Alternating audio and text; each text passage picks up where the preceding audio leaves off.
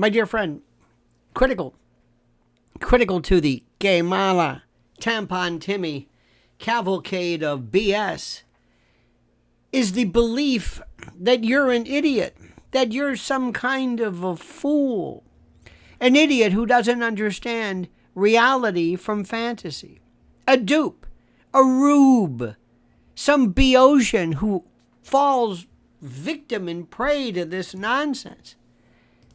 How do they do this? How do they do this? How do they slip in someone they've never vetted, and they didn't vet the vet? A far left, radical left, lunatic candidate who redefines idiocy. Make no mistake about it. I'm not trying to just say something to be mean. This woman's a fool.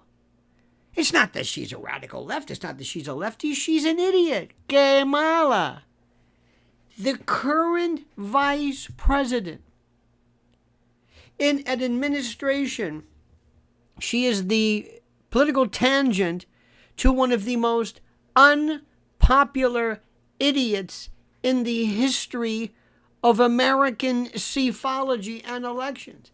And what the Democrats are trying to do is they're trying to say, how do we pull her apart from him, have her replicate the basement, campaign of 2020, and hopefully have you forget her incredibly lunatic experience, if you could even call it that, because she's never done anything. She's never won a primary. She's got not one vote. And to call her woke and radical, it doesn't even hit the issue, the gravamen, if you will, of what's going on. And one of the biggest impediments and obstacles right now in trying to transmogrify and change and transform Kamala into somebody who is not a laughable choice is evidenced and evinced and seen and witnessed by the Democrats not loathing as detesting, but they are loath, they are reluctant to even remove him from the ticket. Why is he there? Why didn't, by virtue of just the rule of succession, what is Biden? I mean, think about it. This is, they said for the longest time, why not pull a 25 and remove her, let her take over the position? Well, you might be able to say, maybe the reason was that this would allow her the chance to campaign, which she's not. Did they figure that for the longest time that maybe she would have been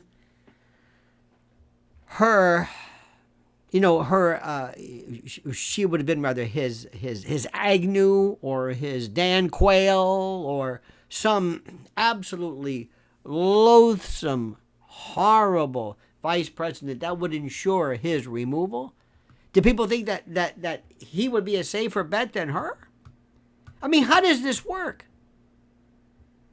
Why did they let Biden go for so long? Why?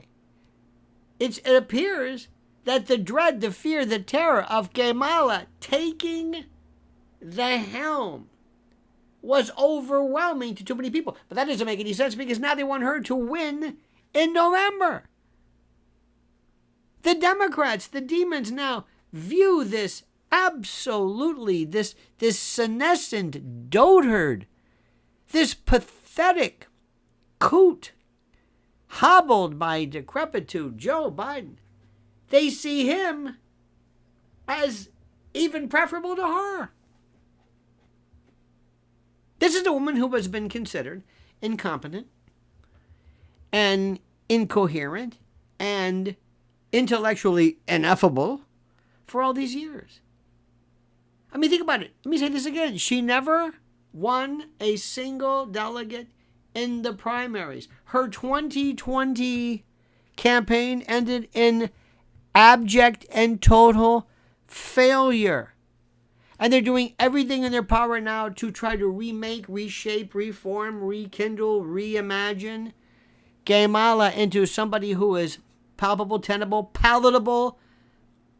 It's somebody that you can tolerate. And they're using all these obvious methods and methodologies to try to remake and reshape and recraft her into some joyful, vibrant, this lovely, effulgent, ebullient, effusive, happy, glorious, harmless, nice, nothing. How can these people think this is going to work? And there's utter chaos.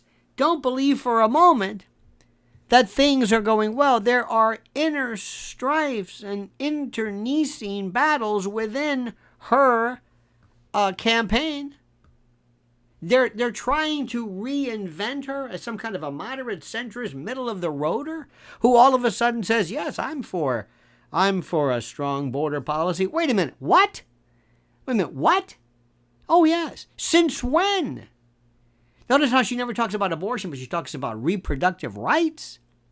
They're trying to always portray Trump as the lunatic. There's nothing lunatic about him at all. He makes the most sense. And then tonight, she's going to sit next to Tampon Timmy and be handed. By the way, it's already, as I record this, they've already completed the interview. Now it's in post-production editing. Think about this. Post-production.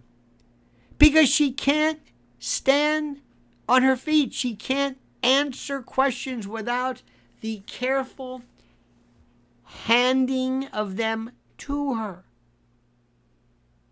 And let me tell you something right now. They are telling a lot of folks who are more of the radical left, or I say the progressive radical left, who are saying, wait, who is he? And they're saying, oh, no, don't worry, she's saying this. This is the basement policy. Just hang in there. We got 70 days more to go. And not to mention the absolute magic that can take place regarding, shall I say, certain,